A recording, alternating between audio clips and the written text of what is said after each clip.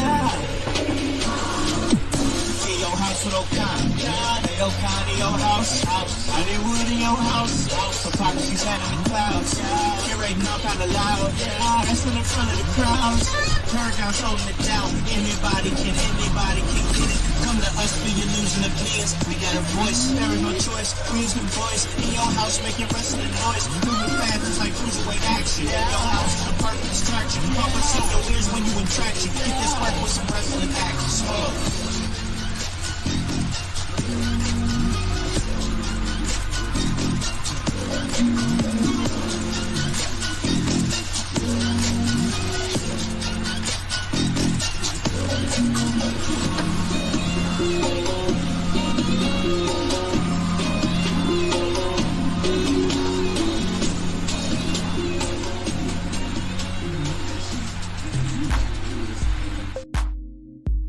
What is up, guys? What's happening? It's the Con Man, and I'm in your house, and we are back once again for another banger of an episode here at In Your House. And of course, you guys already know me, all right?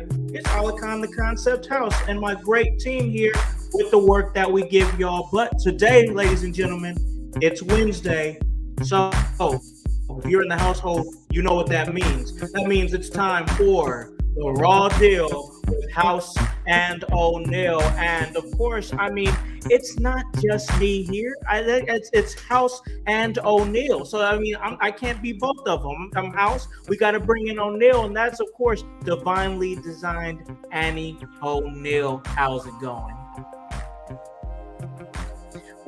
What's up, everyone? I am the O'Neal, bringing the Raw Deal to you with my friend Con. Con, how are you? How's everyone? I am ready to talk some Raw. How about you? I am always ready to talk a little bit of pro wrestling. I'm doing good. Just, you already know, just in that vibe, getting things done, and just always trying to move in the right direction. But of course, I always have to ask, how's your last week been, Annie? You know what? It's been really dynamic. Peaks and valleys, man. It's how you are going to overcome those things when you're in the midst of them, and just working through it, and surprising myself every time. So that's just what we do. That's just what we do. Yeah, that's what you got to do. Who are you every in single the day face of adversity, Con? Yeah. You gotta stand on business. Absolutely. And that's exactly what we're gonna do. We're gonna stand on business here when it comes to talking Monday Night Raw. And man, this was another solid episode. Now, I will prefix that with this. I feel like the episode was a little bit lighter this week than past episodes, but I want to say this as well, that not every single episode has to blow you away. Not every single episode, has to be a banger or anything. Sometimes you just got to move, you got to move things along, and moving things along is important to getting those bigger reactions and whatnot. And I feel like this is what it was on Monday Night Raw. I mean, like I said, I felt like for me, it was mostly background noise for it. Like I was able, like, it wasn't like sticking, like my eyes weren't glued to the screen like past Monday Night Raws. But once again, this is all part of the puzzle, right? I believe. And also, I think it's okay to have one of those episodes, in my opinion, because SmackDown was really good, and that there was a lot that came from SmackDown. But what's your overall thoughts on this episode of Monday Night Raw? I think you bring up a really good point. You don't want to oversaturate the storylines right before a big show, especially Bash at Berlin. You got to keep the pieces rolling. You don't want to give the crowd more than they need. Like, it is the calm before the storm. Like, things got to marinate before they get served to us. So yeah. And the fans constantly don't need their amygdala hijacked. We don't always need to be on the edge of our seats. I really enjoy, and just watching a show unfurl. Like, everything was what it needed to be in this episode. Yeah, but once again, I'm not dissing the episode. Sure. You got to have episodes like this. It's just from my observation in like the last month or so, honestly, Annie, that I've been watching the show. My mindset has been like, wow, there's been so much going on. Right. And then you have one of those episodes where it's like, all right, there's some movement, but it's a Right. lot slower movement than what we've been getting. It was just it was noticeable. You know what I'm saying? Right. I mean, like in life, you don't want to experience chaos all the time. Right. Sometimes the boring parts are really necessary. Yes, because boring is boring and we get it, but it does move it moves you to where you need to get to. You know what I'm saying? So like it's all because necessary. the tension is coming. Yep. Like everything doesn't need to be squeezed for what it's worth every show. Exactly. And honestly, I think that if you're booking smart, especially with like it, so pretty much, for the most part, it seems like the card for Batch and Berlin is pretty well rounded out for the most part. They got 2 world heavyweight championship matches, and then they have the tag match between the Terror Twins and the Judgment Day. So I don't know if anything's been dialed in. I'll look into that here in a little bit, but there's any other matches that's been dialed in that I can remember right off the top of my head. But I do want to reference and bring and stay right there with the Terror Twins. I got to say that even for an episode that I felt like was a little bit slower, I really liked the promos in here. The continued tension that's building. You're seeing the unity between the Terror Twins come together a lot, a lot more. You're seeing the Judgment Day really honing into who they are now as this newer version of the faction. But once again, like I've been saying for weeks, and like I said prior to SummerSlam, Rhea Ripley and Damian Priest both just feel bigger. They feel bigger than what they were before. And I love the name that they've chosen for themselves. And I like how a platonic friendship is being exemplified here. Like, it's just one person supporting the other because they genuinely want the best. And I think that's a really interesting dynamic because not everything needs to be romantic. Like, platonic love is still worth fighting for. Like, you know what? Rhea's had Damian's Priest through and through, and the same thing for Rhea. They stood side by side when the world, crumbled behind them, and they were there at the worst moment possible. And you know what? They are their twin in terror, and I love the symmetry between the two. I think it's just such a good cohesive energy. Like, Damian Priest is this larger than life figure, and Rhea Ripley is that in her own right. And I just love how they're just so congruent together. Yeah, they really are. I mean, and it's because of the friendship that they hold together prior to this happening. I mean, they've been so close for so long, and now it really feels like, Annie, that it's just like them showing that already grown, that already, like you said, platonic friendship that they have together, and you're seeing it on screen now. You're not seeing, like, you're not just hearing about it in dirt sheets about how close friends they are, how they travel together, how they do everything together as a unit, as friends, as colleagues, confiding in each other and whatnot, and being there for each other at their lowest of lows and highest of highs, and being those platonic friends. And now you're seeing that real life friendship come to life on air, and it feels real because it is real. And it's just I love that. Yep, I love it. That's it right there. I love that. Because not every storyline where a man is involved with a woman has to be romantic. Thank you. This is such an important example of that, because not everything has to be romantically driven. And I just think sometimes that's just such a boring angle. Like, this feels really like a makes cop-out the sometimes. narrative interesting. Exactly. Yeah, it feels like a cop out. Now we're seeing like Right.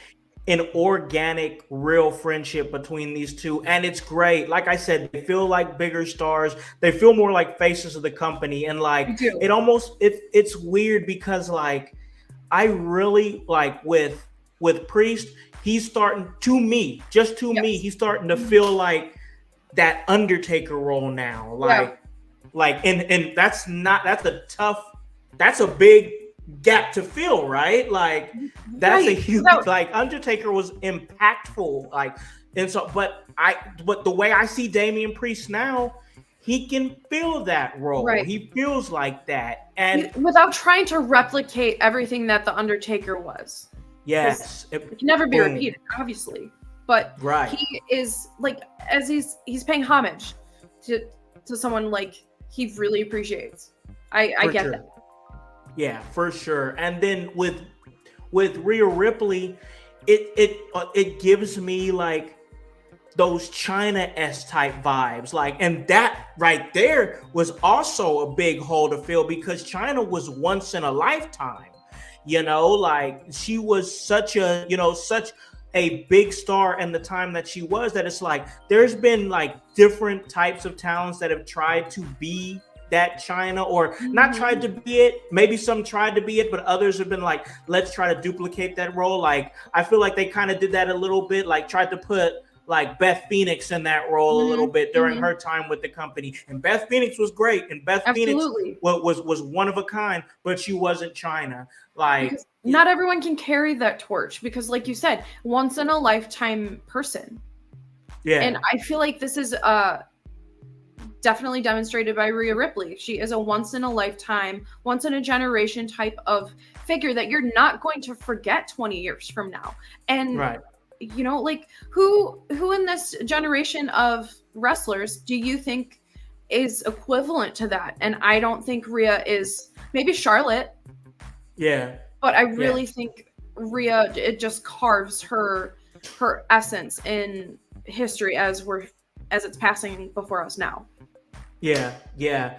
And Roger here is saying, our buddy Roger, friend of the show, he doesn't get the comparisons between Priest and Taker, and he's saying no hate on him. But here's where I see it. It's different. It's not like he's trying to replicate what Undertaker is. It's the persona. It's the larger than life. Like I'm going to take your soul if you cross me. It's how he makes you feel. Yeah, not more or less in the outward gimmick.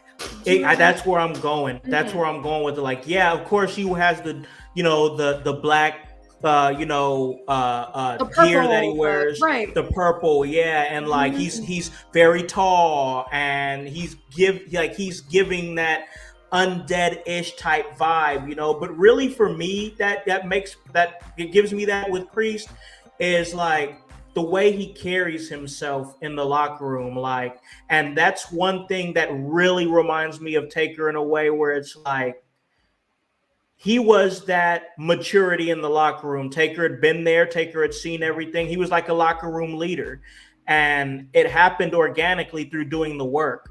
Like when it comes to Damian Priest, that's what I see. I see him being somebody that's like in that maturity level and can very much be seen as a locker room leader if he's not already seen like that right now.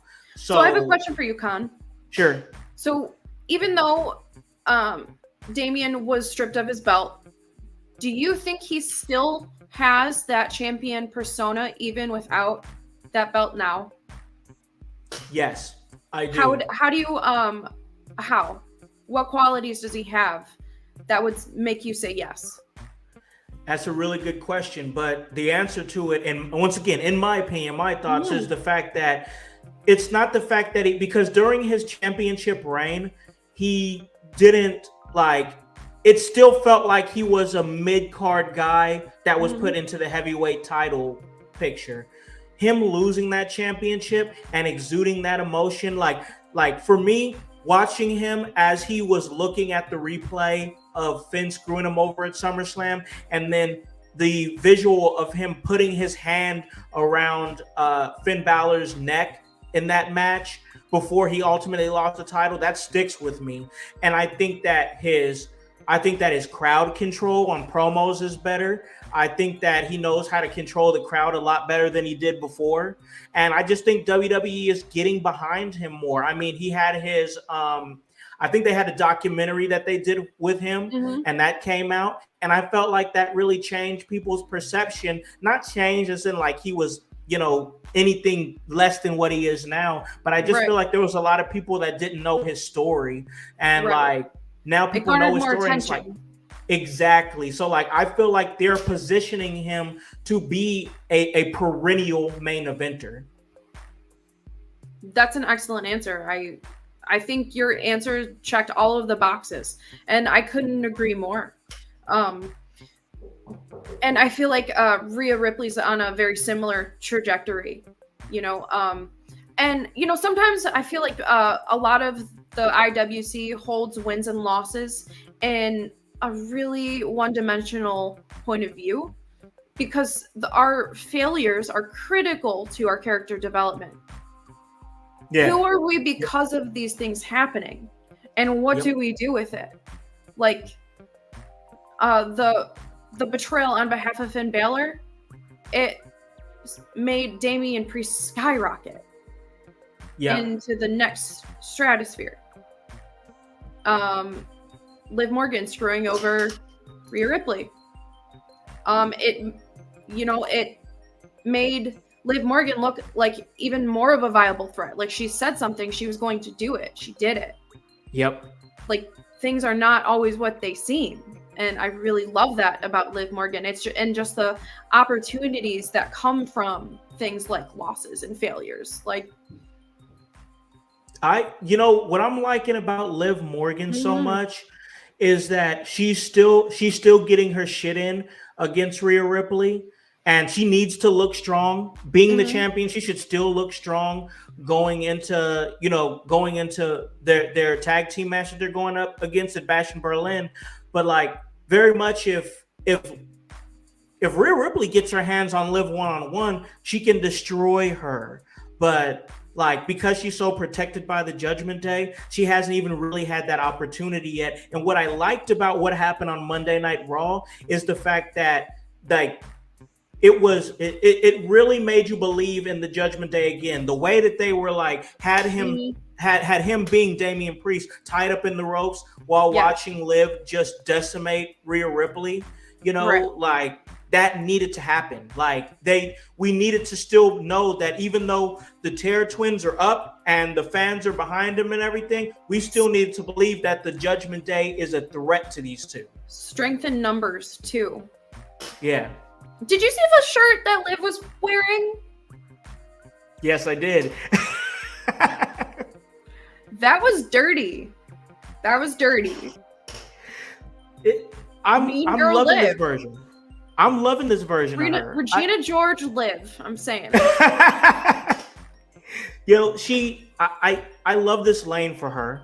I really do. And it's the vibe that she's gonna do whatever it is to keep where she's at. She's become this manipulative character. She knows who to align herself with. And honestly, so I've been wanting to throw this one out here for a little bit. So I'm gonna throw it out here.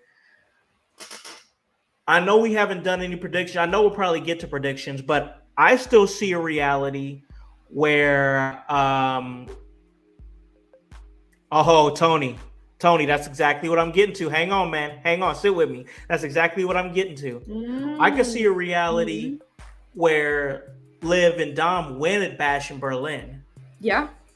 And I think it's because they have somebody return that we haven't seen for a while. And nobody's thinking about her. And she's been off the scene for a while. And I could see Raquel Rodriguez returning and helping out Liv and Dominic. That's a name I honestly... She's been on the show for a while. Yep. I forgot Raquel Rodriguez was... Like, yeah, I would love to see it. I thought she was lost in obscurity for a minute, and I'm like, oh yeah, she's a wrestler. Yeah, and you remember she had the old back flex thing that she did all the time, and she smiles a lot. That's what I remember from Raquel Rodriguez.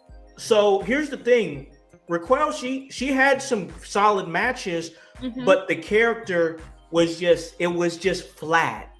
Right. Like she was big, strong. She was right. Yeah, she was big, strong chick, and that was it. And like, I really feel like I love it, but I feel like that what if we brought Raquel into the Judgment Day as Liv's heavy? That gives her a purpose. And we'd be able to see that strong woman style of wrestling that because she could put on a match. Don't get me wrong, she could wrestle. And honestly, what other woman on the roster do you think could go toe to toe with Rhea Ripley? That's my size for size, bingo. pound for pound. Bingo, that's what I'm you got it. Because it's not Liv. Liv cannot take mommy out on her own. No way. Not without intervention from the Judgment Day. Exactly. That's what I'm saying here. Hype. He's like the positive support to the terror twin, not the terrorist twins. He's wild. I love it. But I don't agree, but he's allowed to have his opinion, his wrong opinion. But there you go. He doesn't need me to validate his opinion. I was waiting for it. He's entitled to think what he has to think, but he's wrong. But okay. But no, I think. Listen, I really think that putting Rodriguez in the group is a great move. I think it helps the Judgment Day stay strong, and like you said, you said it. Who works toe to toe? Listen, Liv versus Rhea 1-on-1. It's simply not believable. It's not even anything against Liv Morgan. It's the fact that Rhea Ripley is a once in a lifetime figure. You know, there's not many that's going to be able to step toe to toe with her. Charlotte Flair, Bianca Belair, maybe Jade Cargill at some point in time, but definitely Raquel, who has that size and can be a bull with another bull. And, those two going toe to toe, that's believable. And it keeps Liv protected from having to go against Rhea Ripley 1-on-1. And we keep that believability factor. But you know what? It seems to be interesting that Liv Morgan is on her revenge tour, right? Well, Rhea Ripley is on her retribution tour. Yeah. Don't leave Rhea Ripley alone long enough for her to exact the type of punishment she is going to unleash on Liv Morgan. Yeah. Liv can have everything that was meant to be taken away from Rhea Ripley. Ripley doesn't need it anymore,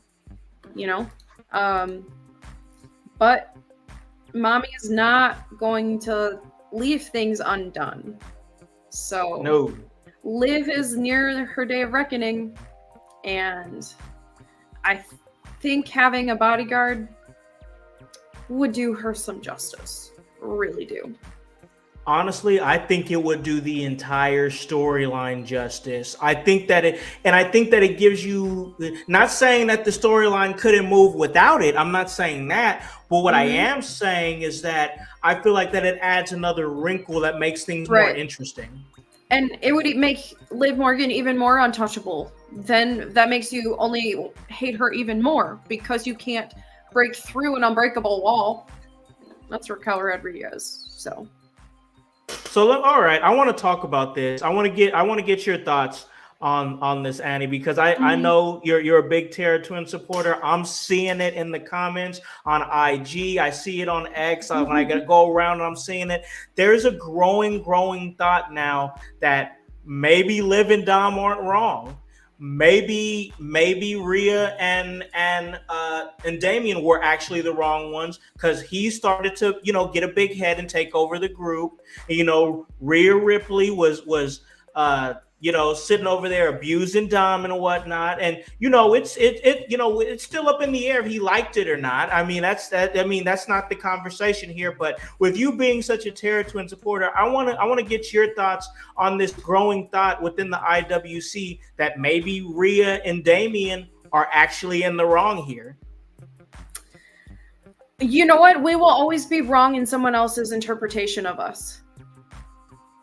What we think might not actually be true in the grand scheme. You know what?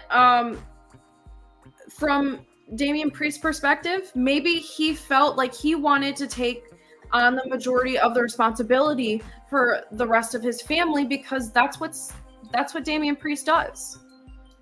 And you know what? And if that was really such a point of contention from Finn Balor, why didn't he say anything? Why didn't he check someone who is supposedly his brother? Families hold each other accountable. So maybe it's just humans being human, and each person has a different interpretation of what really occurred. Because without an open line of communication, everyone is going to have their own belief of what's going on, and it's like if you don't talk about resentments, they're going to boil over. Things are going to crack at the foundation. So that's true.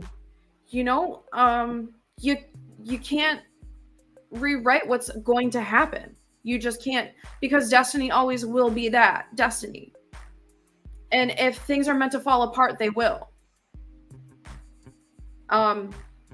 Maybe it was intended for Rhea and Priest to, like, nothing lasts forever.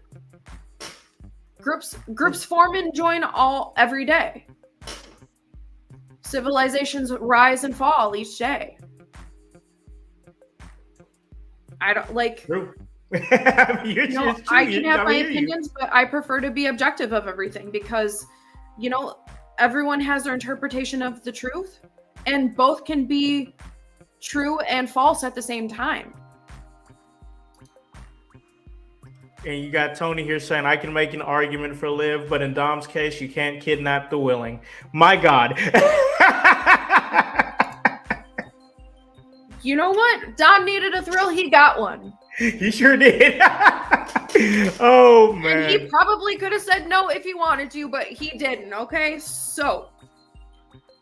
Mistakes were made. These things happen. I think he liked it. I he just believe wants to so. put on that air that, oh, mommy kidnapped me. Oh. Yeah, he's playing the victim. I'm not falling for it. One. I love to see it. I don't believe Dom's victimhood at all. I'm not victim shaming, but it's Dominic Mysterio and the pattern never lies. Just saying. You can't believe nothing this guy says. He's the smarmiest of heels out there right now. I love it. Dirty mullet madness. I don't trust guys with pinky rings and mullets, okay? Let me not even get started about the stash. That stash is ridiculous. It makes him even more punchable. I think that's what he's going for. I truly believe it's successful. Like, I get worked all the time. Like I do, but that just means I care, I'm emotionally invested. That's the entire point. But each time I see Dom's stupid face, I think the entire WWE universe agrees with you. I really do. They love to boo this guy. Did you also find it satisfying when Rhea headbutted Dom? It wasn't just me.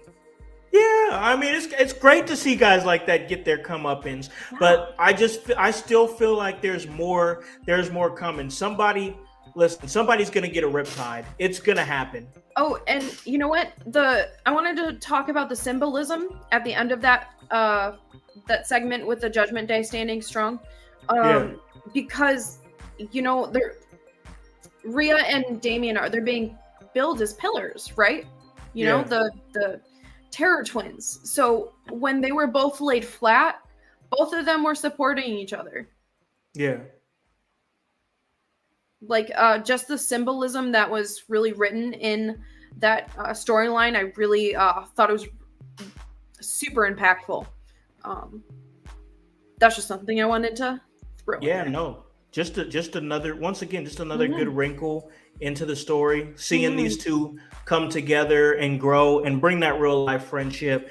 And okay, so this is the last thing that I'll bring up because it's kind of starting to grow because we got to move on to our next thing we're going to talk about here. But I want to ask, do you feel like Finn Balor, and I know it's only been a couple of weeks, but with the trajectory that Rhea and Damian have been on, do you feel like Finn Balor is bigger now than he was even before SummerSlam? Yes, I do. I think Finn Balor's booking is giving him exactly what he needs right now because without a really strong push, I feel like Finn Balor really falls into obscurity. I think it's easy for him to be he's a phenomenal wrestler, but is he memorable? So I think for such a big event, for him to be put over as a huge backstabber and the person you need to keep your eye on, I thought it was the right point in time for that storyline to be written. Yeah. I want to see what happens with Finn after this is over. That's always going to be my next thing because I think there's so many places you can go with Rhea, so many places you can go with Damian, and you're always going to have different avenues with somebody like Dominic Mysterio. Dominic Mysterio is somebody that's always going, because everybody's always going to want to see him get the shit kicked out of him. Yeah, he's a little cockroach. He's exactly. He can, exactly. That's him. And like the thing is, the storyline for him for a while until people get hip to it and like, okay, we want to see him do something different, is that it's always going to be him being that little cockroach that you want to see get the shit kicked out of. So like, you're always going to have ways to go with him. It almost feels like that Miz role, because Miz was that for a while. He was that cockroach that you wanted to see get the shit kicked out of him, and then he was able to grow his character and do different things from it. But my thing is, what's going to be next for Finn after this? Because I want good things for him, and I think he's a phenomenal wrestler. I mean, just great. But like, what's next for him? So that's my thing. Because I'm always going to ask what's next. That's always going to be the question. But another thing I want to know, moving along here, is what's next for Pete Dunne and Sheamus, because we saw those two go at it and they had a really, really great match. And I like the story behind this match. I like the finish too. The finish was great, with Sheamus getting his hand stuck in the turnbuckle, his broken hand stuck in the turnbuckle, and Pete Dunne was taking advantage of it, but it just ended up being raw power by Sheamus to just rip that turnbuckle off, hit Pete Dunne with the big kick there, the big bicycle kick, and boom, 1, 2, 3. Do you think that Pete Dunne's stock is starting to rise now that he's having these matches on Raw with Sheamus, starting his feud with Sheamus, and even still in the main event of last night's NXT? Do you feel like his stock is starting to rise a little bit? I do, and it's about damn time, Con. This man does a lot. He's a natural. He really is. Everything that he is put in, he succeeds, even when it sucks. So someone who can make the best and take the best of it and put it and make it go to the next level is someone worth keeping your eye on. You know, Pete Dunne, how long has he been active? He's had a really, really long time. Right. And it's about time for his talents to get showcased. Like, just his finesse as he falls through the air, and he can tell stories without even opening his mouth. Like, there's just the way he emotes. Like, he looks good with his ass getting kicked, and he does it pretty impactfully himself. I feel like he needs a different haircut. Just like whoever cut his hair the last time, like, they didn't like him very much. Like his lineup was a couple weeks past the time. Like, he really needed to get touched up. Right. But also, I think he's one of the only wrestlers I see wearing a mouth guard. That's smart. There's not a lot out That's there. smart. Yes. So, yeah. What did you think about the usage of the turnbuckle to ensnare Sheamus's hand? I loved it. I thought, and Tony said it here in the comments here. He said he loved that match. It was physical, and that's exactly what I expected from these two. I really love the use of the turnbuckle to trap Sheamus's broken hand there. Once again, like I said before, I love the fact that he pulled it off and just out of sheer like strength and frustration, just pulled it off and finished the match. But like I loved it. It was unique. It's not something you're seeing every other week on any wrestling, is that type of usage of it. So when you do get a chance to see it, it's always like, oh, that's innovative, that's smart. Like that was good stuff. So I enjoyed it. And once again, I think commentary was very, very gracious with Pete Dunne. They were talking about how this was a great outing by him and how good he looked. I think that they're going to try to find a way to do something with Pete Dunne. I know I don't want to say that they haven't tried. They've tried to do a lot of stop and restarts with Pete Dunne, whether it be him as the Bruiserweight or him having to be Butch and the Brawling Brutes, or going to a tag team with, Tyler Bate, and them just keep trying to go back to the well, whether he has to go back to NXT. They keep going back to the well with Pete Dunne. And first off, that shows me that they like him and they want to use him and they want him out there on TV. It's on the right trajectory. Yeah. They wouldn't keep trying if they didn't like him. You know what I'm saying? Because whatever, it hasn't been pulled out of Pete Dunne yet, it will be. Like this time next year,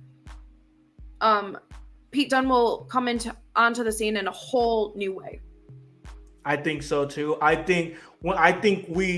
There's the thing with Pete Dunne is that he's such for the longest time in his career, that is, his whole thing is I'm the indie darling. You know what I'm saying?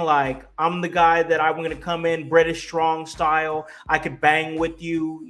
I can joint manipulation. I could manipulate your joints. And that's really the big thing with Pete Dunne is his unique joint manipulation. But we got to, especially when it comes to those main shows, we got to care. We got to connect. And I think they were trying to find ways. I think it hasn't been found yet, but one that does, most definitely, I can see him touching gold in the next couple of years. And I don't mean just NXT gold, respectfully. I mean main roster type gold. So, yeah, I think this was a good match, a good step in the right direction for somebody like Pete Dunne. And Sheamus is doing a great job doing the honors and putting the light on younger talent. And speaking of that, we saw a match between Maxine Dupree and Ivy Nile, and these two went up against each other as they're friends. Now, Ivy Nile was now a part of American Made, which, I called that months ago that she was going to join, that was coming. And now she's going up against Maxine Dupree. And Maxine Dupree actually kind of showed me something a little bit earlier in this match. I think she's starting to get a little bit more confident. She was pretty aggressive early on in the match, and I liked it. But of course, as we both know, that's not the story of this match. The story of this match is, once again, the lights going out, and we see another appearance from the Wyatt Six. It always stays one of the biggest things on the show that I like to see and that I'm looking out for. What do you think about the appearance of the Wyatt Six and everything that came around it? First of all, I really appreciated seeing Maxine Dupree in a new light. I really discounted for her just based on her size and the type of in-ring performer I thought she was. She really surprised me. I felt like she could, hold her own against someone like Ivy Nile. Ivy's going to be something special in the next 2 years. She's on a really dominant streak, and I love her placed and American Made. I think that's a really good spot for her. But Nikki Cross freaks me out. She really does. Love it. Like, that's something that is forged in my neural pathways. Like, that's the sleep paralysis demon that's just like lurking in my peripheral, and I'm like, I can't fully see it, and it disappears each time I like try and look. Like, that's the kind of energy that Nikki Cross has to me right now. And she's thinking she's Sister Abigail. Like, it's nightmare fuel, Con. It's nightmare fuel. Yeah, it is. I enjoyed it. So going back to Ivy Nile real quick, just because it was something that I noticed when she was coming out. I love Ivy Nile. I love the fact that she's this pit bull. Like, and I think I'm with you. I think she's going to be something big in the next 2 years. I would like to see her work on her facial expressions a little bit more. Because sometimes it feels like I kind of want to see her emote a little bit. And she kind of like she's smiling when she's in danger. Like, I mean, like, sometimes I laugh in like nervous situations. Like, I'm always going to crack a joke at a funeral. Like, that's just the type of person I am. But I simulate violence all the time. Like, I put myself in high intense situations just to see what I can do, how I'm going to think, how I'm going to react. Like, but I'm not smiling. I'm not happy to be in that situation. Like, okay, do something. Like, show concern, show distress. Like, someone wants to fight you. Someone wants to take your head off. Yeah. Just a couple comments here. Roger saying he'd like to see Pete Dunne versus Bronson Reed for the IC title. That'd be good. That'd be really good. For sure. And OG Tony is saying he likes the pace that they're moving with the Wyatt 6. I agree. I honestly think that the Wyatt segment was probably my favorite segment on this past Raw. And another thing that I noticed is that Bo Dallas looked like he's been in the gym. His arms were looking massive. My God. He has. Like, this has really sparked something that we've been needing to see from Bo Dallas for a very long time. Just like when someone finds that spark, like, and they take it and they really hit their ground running, like, that's magic right there. Okay, sure. I wanted to ask you something. So, Wyatt 6 is looking strong and they're dominating, right? So being swept the way that American Made is right now, underneath the feet of Wyatt 6, what do you think this says for their credibility, American Made? Well, that's a tough question because I do not like the idea of, as much as I love the Wyatt 6, they're awesome. One of my favorite things on Monday Night Raw. I don't like the idea of them like so quickly, completely dominating another new faction that's came around. You feel like they're getting squashed? I don't want to say they're getting squashed. I don't want to say that, but I feel like that they're definitely going to be under in this feud. And I feel like that they're doing it not only because it's a great opportunity to work with the Wyatt 6 and why would you not want to work with them? Like, you want to do that. But I feel like it's on good faith that something for American Made is going to be coming later. Maybe they become the tag team champion. Maybe the Creeds become the tag team champions. And then at the same time, you have Chad Gable maybe touch some Intercontinental Championship gold. You can do that in the Netflix era. I think that'd be cool. And then just have them be really dominant as a mid-card stable, because by that time we'll probably be turned over to a point where it's like, okay, we might need another mid-card, maybe main event-ish top stable. Yeah, if at that point next year we dissolve the Judgment Day. But I just feel like they're doing it on good faith that things are going to come to them later. But initially, I don't like, because I didn't like it with the Pride Bobby Lashley and the Street Profits when they were feuding with the Final Testament, and they were both new stables at the same time feuding with each other. So it's like it's not good for it. Like nobody could really afford a loss, but that wasn't this though. This is a little bit different because like I don't think it's about wins and losses. I think it's about the story and the pride. And let's face it, the Pride in the Final Testament, when they was feuding, there was absolutely no story. It was just two groups going up against each other that probably could have benefited from a win to help their momentum moving forward. But once again, this situation here is more about the story, wins and losses, and maybe the Wyatt Six can't be undefeated, so they're going to taste defeat at some point. But like, this is the story here, is that they're really coming after American Made, and maybe American Made can pick up a victory in time against the Wyatt Six, because once again, like I said, the wins and losses aren't mattering in this feud to me. So, okay, I have a question. Like, I like the components of American Made. I love the Creed brothers and Chad Gable. I think that's, I wish it would have been something called like the Gable Stable or something. Yeah. Do you think the American shtick as a gimmick is a little tired right now? Or do you think they're called the American Made because they are Olympians and they're gold? Like, that's the aura that they exude. I think it's more that. I think that it's more that, especially like they really came up with their name like around the time of the Olympics. So they were kind of like, all right, everybody's swept up in USA fever because, everybody in the United States, when it comes to the Olympics, we got to be the best at everything, sure.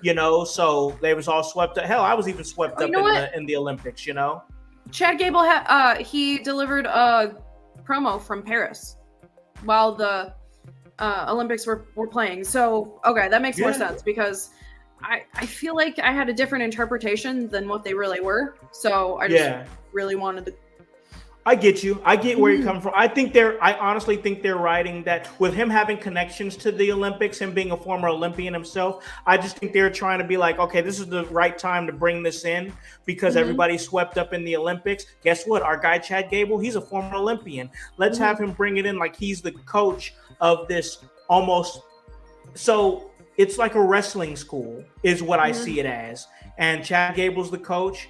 And it was kind of what they were doing with the Alpha Academy, but less goofier because the students in this academy are serious athletes, serious competitors, collegiate style athletes that he can mold. And I think that that's very much the lane that they're going in with that, where it's like, I'm building my team here to be, professional athletes in my school here, not some goofballs like Otis who flops his belly around and does the worm, or somebody who's just worried about her looks like Maxine, or somebody that just dances around like Tozawa. I want serious students that are serious competitors. And I think that's in his mind what he's got. And once again, I just think that them being American Made, while I'm not in love with the name myself, I thought it should have been another. I thought it should have been another like play on the academy, but also I think maybe they're trying to get away from that whole academy gimmick because of Chase U and NXT, and they don't want to have two like collegiate type gimmicks going on at the same time. So once again, not in love with the name, but I think I understand the pivot. Sure. So that's just my thoughts on that. We gotta move along here because I want to talk a little bit of Bronson Reed. I mean, Bronson Reed has become such a pivotal part of the show, and I say that because I look for what he's doing now a lot. Like when I'm like, oh, what's Bronson? How many tsunamis is somebody getting tonight? It's become a thing, and like I also like the way that they played it on commentary, and also I like the fact that we're still seeing some of the Miz pull out some new stuff and give his greatest hits. I like the promo that he delivered, him being the Miz to Adam Pearce right before he came out. saying that So he feels good. like he's like he has to do it. He has to do it for his friend, and he don't got a lot. He even acknowledges like I don't got a lot of friends in that locker room, but the what few that I do have, I'm gonna do everything I can for him. So he went out there and he was ready to fight. He came out there, didn't do his little twirl or anything like that. He was ready to fight, and like even though it still led to a loss to him for him. I think that he looked good in the match. The match was pretty fun for what it was, being an ODQ match, and once again, I just feel like the trajectory that we're going with Bronson Reed is really good. Even Cole on commentary was like, you want to, you can't really suspend the guy because he's become such an attraction internationally with his, Symphony of Tsunamis. People are looking for that now. And I'm like, how incredibly aware was that? Oh, how much incredible awareness was that from Michael Cole to be like, hey, you can suspend this guy, but then it's like you're taking away an attraction on the show because people were digging it, because they are. It's a real thing. People like the Symphony of Tsunami. So what's your thoughts on not just The Miz and still really keeping things going with him and his career, even though he's probably in like last maybe like 3-4 years of his career, but also like the trajectory that Bronson Reed is on right now? First of all, I want to preface my statement by saying that Adam Pearce's spine is melting like butter in the microwave. Yep. So I'm just going to call out the hypocrisy in that he suspended an unhinged Drew McIntyre, which was, you're going to show your hand as the authority. Yep. But then Bronson Reed starts hijacking the matches and taking out high-profile people, and it's just like, it's an attraction. Why not? Let the kids fight. I'm like, okay, all right, cool, yep. He's losing control. I see you. You're just a puppet. Okay. Anyway, but I really loved that. The Miz had an out, and he didn't take it. He really wanted to stand up to someone who he thought it was a noble fight. He wanted to take a stand for something he really believed in. I mean, I feel like that's far and few between in the wrestling business. There are really few people who I call a friend, and I feel like, you take someone out like R-Truth, like, justice should be made. And even though it felt like he was going to stare down the barrel of a loaded gun, he proceeded onwards. And, I really commend The Miz for having that courage. Yeah. Now, Bronson Reed, on the other hand, he emerges from beneath the earth's crust like a kaiju. Yeah. Like he's got big Godzilla energy. And once his eyes go black, bodies just start hitting the floor. And yeah. I love it. He's gaining a lot of upwards momentum from the fans in the crowd, and I like the power he has. He's crisp, he's fluid, and the Tsunamis are really entertaining. I love looking at The Miz like he is the last bit of toothpaste in the tube of toothpaste being squeezed out. That was really entertaining to me. And I really liked how Miz had to do a series of actions to even stun Bronson Reed just a little bit. Like, there were a couple trouble moments for Bronson Reed, but he's not going to be taken down easily. So I really feel like the selling on the Miz's part was just phenomenal. Just for Bronson Reed just to execute a few simple moves, but the Miz made them look like so over the top, so dominating, and I just think the Miz is a really good person to do that, to make someone look like the monster that they are. And I really like Bronson Reed. I like big, powerful people who can knock the earth off its axis.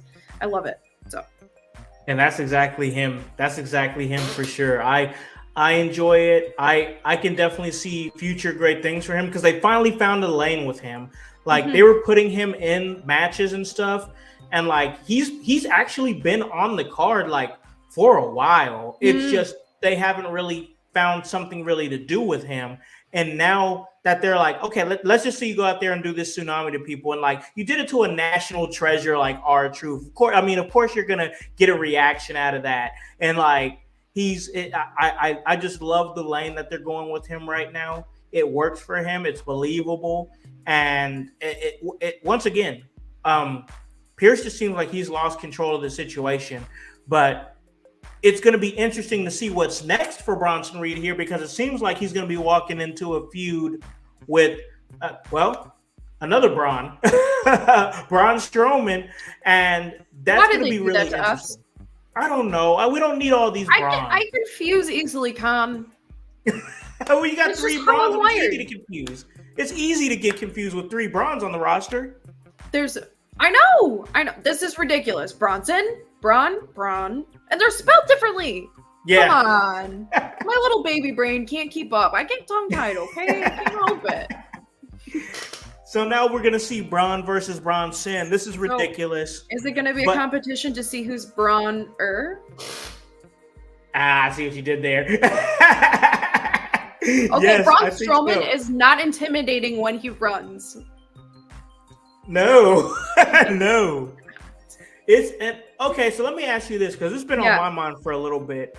What do you think about the sporadic booking of Braun Strowman? Because sometimes he'll be on the show, then you won't see him for a few weeks, and then he just randomly shows up. It's like, I don't know. I don't understand his booking right now.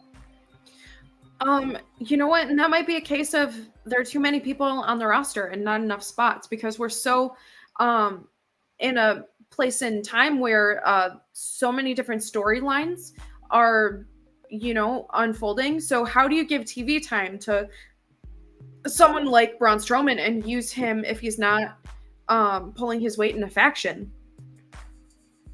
So I think it's an interesting move to put him in the path of Bronson Reed. I think that's a really good booking decision, but I really do feel like he needs to be put in the right place. But I don't like the sporadic booking. He's talented. He can do things. So let him do things. Yeah, I don't know. It's just weird to me. It might be like you're saying that they're just they're trying to find a spot. And I get it. You got the best talent in the world. They bring in all the best talents from around the world to try to, and I get it. It's hard to find something for everybody.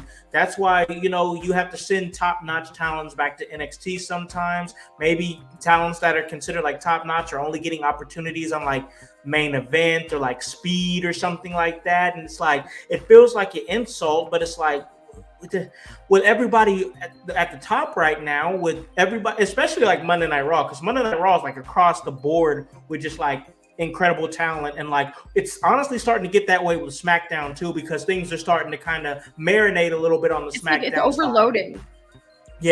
Yeah, and it's somebody's got to be at catering. Somebody, right. That's just how it is. Not everybody's going to get run, and I understand it. It sucks because especially if you're a performer, you want to be out there.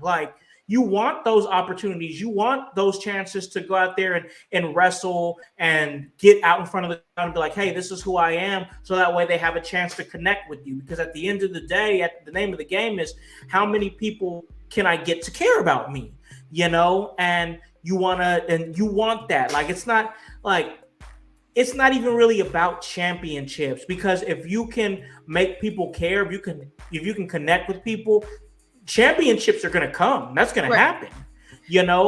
It's just all about connecting and getting people to care about your journey and what you're doing. And if you can do that, then you've got it down packed. And to tie this up in a little knot, I think that's what's happening with Bronson Reed right now. I think there's a reason to care about what Bronson Reed is doing right now. And you never know when he's going to appear. You can't control him. Have you ever tried to contain a kaiju? How does it go? I get really angry. Have you ever tried to put pajamas on a rigid toddler? That I have tried to do. same energy. Same energy. Yes. But and you bring up a good point of how Braun Strowman is being used. How can people miss you if you don't go away? Good. Yep. That's good. That's And a good it's point so too. interesting because, like, yes, you want as many eyes on you as possible, but sometimes, like, more is less and less is more. Like, take into account, like, how Roman Reigns was used over the last 3 years and how many appearances he's had as champion. You couldn't please everyone. You couldn't, because it's, oh, he's a part-time champion. And then, like, things happen and he's no longer a champion and people are like, hey, he's not a champion. He's my, acknowledge me. I acknowledge him as my, like, people don't know what they want, and I don't know. I don't know how you please the masses. I can't, so I stopped trying. Fickle. Wrestling fans are fickle. Yes, they really are. It'll always be that way. I don't see that changing anytime soon. There'll be some things that we all agree on, but then, like, look at Cody, for example. We all loved the journey of him finishing the story. Now that he's presumably finished that story and he's champion, everybody's like, oh, Cody Rhodes is a boring champion. This title reign's been this and this and that. And it's like, man, you wanted it so bad and now it's here and you boo-booed on it. So, like, you're never gonna win. That's just how it is. Like, I don't think people realize that it's the chase. It's the chase that made that story so alluring, so emotionally that's true. connecting. But That's now all that they facts. got what they wanted, they don't want it anymore. It was hot for like 5 seconds, and then their short attention span wasn't On stimulated. to the next enough. thing. Mm-hmm. Yep. Yeah, that's how it Like, goes. That's Yesterday's DoorDash or whatever. yeah, it's the truth. But we still got a couple things to talk about on Monday Night Raw. A lot of things happening. We had a women's tag team match. We have to talk a little bit about the New Day CM Punk promo. A match was set up that we're gonna have to talk about. But before we do that, we're gonna take a little break here. We're gonna pay a few bills, and when we come back, we're going to continue our talk on Monday Night Raw.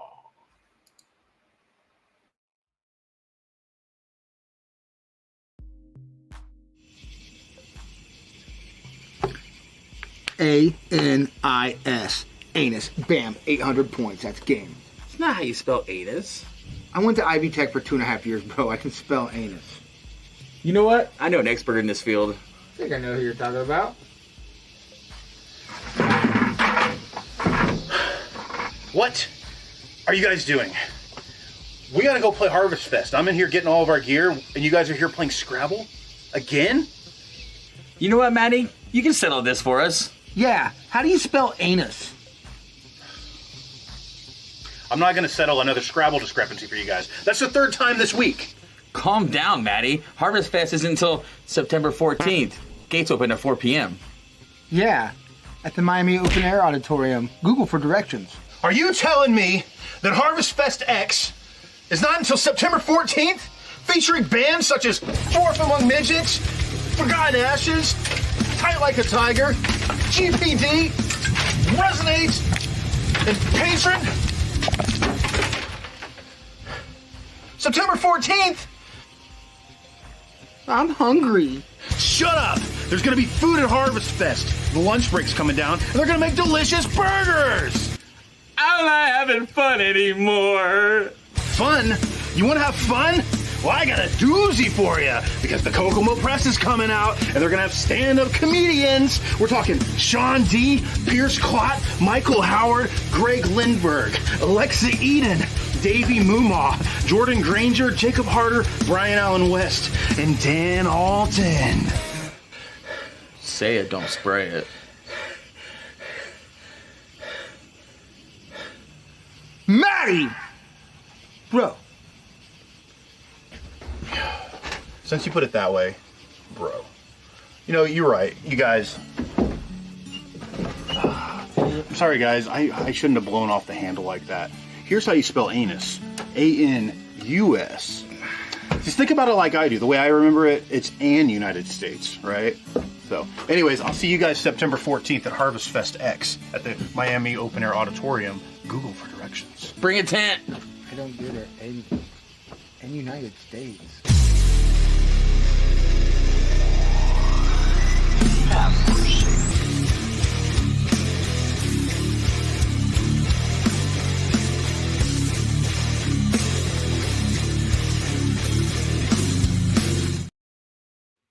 Welcome back to In Your House. And guys, check out everything they're doing. Harvest Fest X. That's going to be great. If you are around the Kokomo area, go check that out.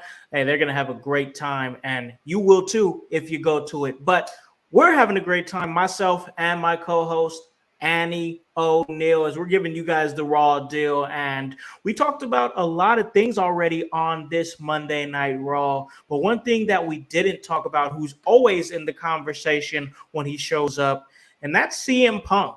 And CM Punk came out, and as soon as I saw him come out with that strap in hand, I knew exactly what we were getting. And, he cut. I like the promo that he cut too, as far as like acknowledging all the bracelets that he got from fans, and so many fans coming from different areas just to come and talk to him, and how much that means to him. And to me, that felt real, because I believe what he's saying when he says that. I really do.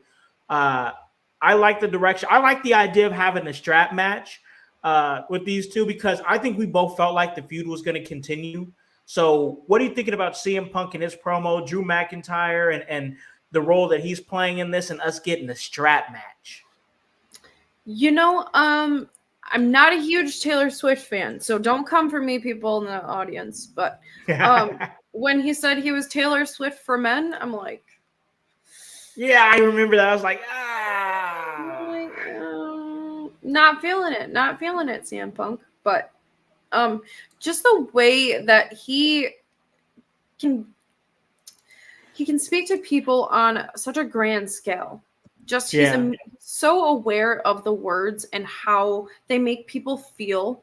Like he's as face as a face could be, and he's just so skilled at it.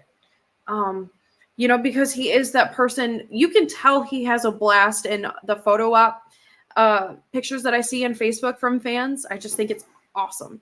And I love the idea of a strap match. Both of these men hate each other.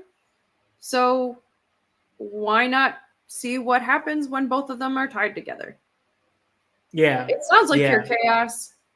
I can't wait. And I honestly don't think that Drew is going to be phased after what happened last week. Like, it really, I feel like it takes a lot to register anything that comes on Drew McIntyre's radar. I think it takes a lot for him to get him to care about something. But once it's locked in, like, he's not letting go. And I feel like CM Punk, that resonates with him on a very similar level. That's why they're just so cohesive together. Like, two sides of an opposing force. I just think it's really interesting in their dynamic. I love how Drew was like, all of these names we talk about so much wrestling. Drew was like, yeah, of course I want in for a strap match. Yeah.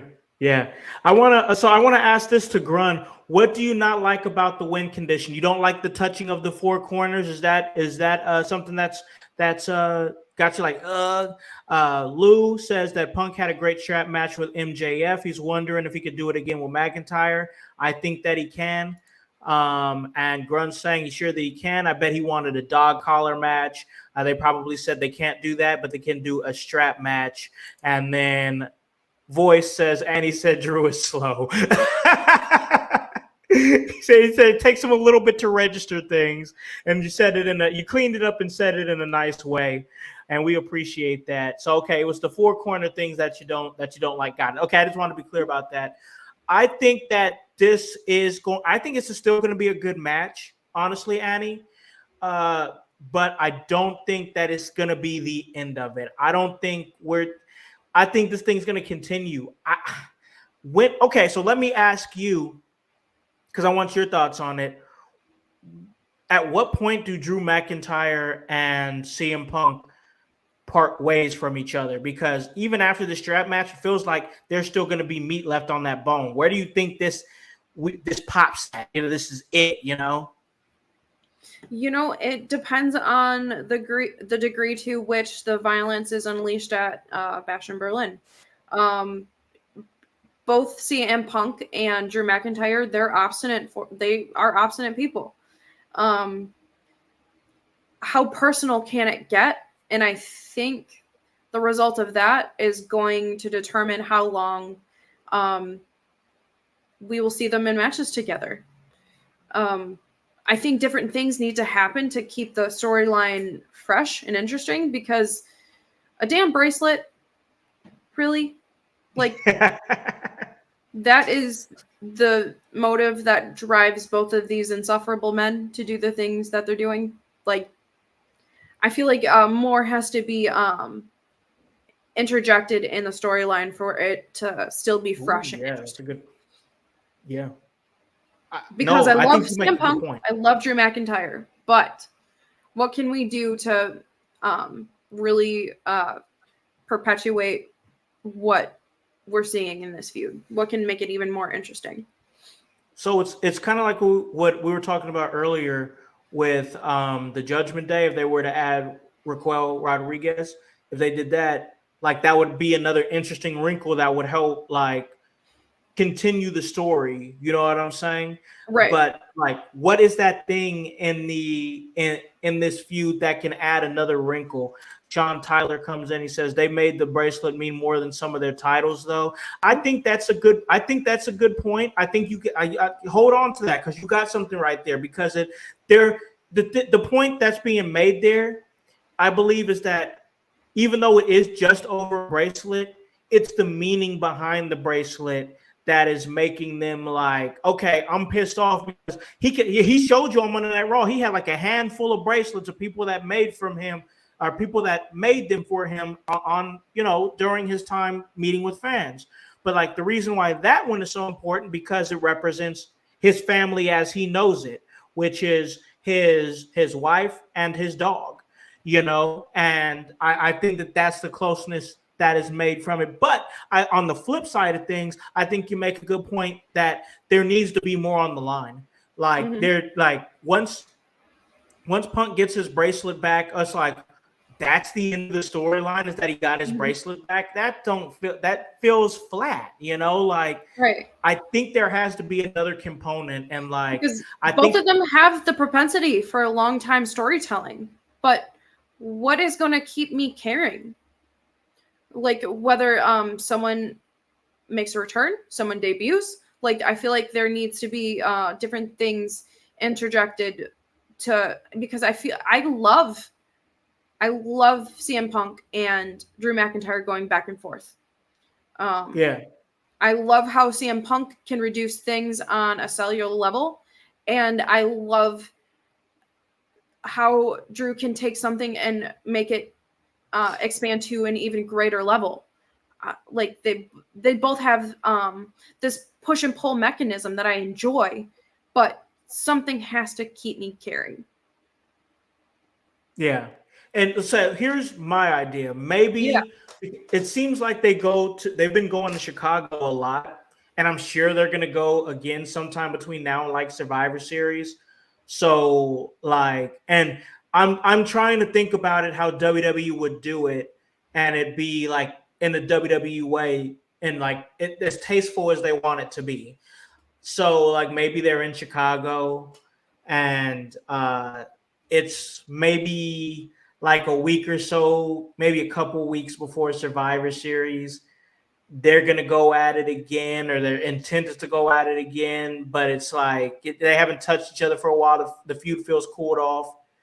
Maybe they're in Chicago, and maybe AJ Lee is in the crowd, and she's in the crowd, and CM Punk comes out to cut a promo in front of his people, in front of his wife, and, rah, yada, yada, yada. Out comes Drew McIntyre. They go back and forth for something. He makes a reference to AJ Lee. maybe some kind of sexual innuendo, something like that, or whatever. If you want to go home with the real man, you can come home with Drew McIntyre, blah, blah, blah, whatever. Because he said something to that nature in one of his promos. That's exactly. Yes, he's incredibly intentional, and I love that about Drew McIntyre. But so is CM Punk. Yeah. But once to stay with what I'm saying here, like the idea is like maybe they start scrapping or something, and like something happens, and maybe because we kind of saw this. I don't know if they do this in this day and age. I know they did it with Shawn Michaels and Chris Jericho, but I don't know if they do it. So like they're outside of the ring fighting, and they're fighting in front of AJ Lee, and maybe it's a situation where Drew punches and CM Punk moves out of the way and AJ catches it. And there's a hush that goes over. And even Drew was like, oh, that is not what I meant to do. And then Punk is like, he sees his wife got hit, and everybody's like, AJ's down, and I feel like there would be a hush over the crowd, and like you would even see Drew like maybe like look at his fist or something, like back away and like start to head towards gorilla position. He's like, "What did I just do? What did I just do?" And Punk is like going crazy, but he's not trying to leave his wife's side, so he's not attacking. He's not attacking Drew as Drew walks up the pathway back to Gorilla, thinking about that was not my intention, blah blah blah, and boom! All of a sudden, this rivalry is on another level. Now, I don't want to see anybody get struck in the mouth, especially not in the way that I think it was Shawn Michaels' wife at the time who took it back when that big feud with Chris Jericho and I remember that feud with Chris Jericho and Shawn Michaels. I don't know if they want to do that, but it's just an idea, and maybe they do it tasteful. Maybe he pushes Punk into AJ instead of like a full-on hit, to not make it like the violence that they don't want to be seen on USA Network or something. But I just feel like something like that would help take that feud to the next level. I think if AJ Lee were to take that hit, I think that would, as much as it looks like violence, it's really good business. I think so too. I think so too. And like, who better to sell it than someone who is so small in stature and like AJ Lee?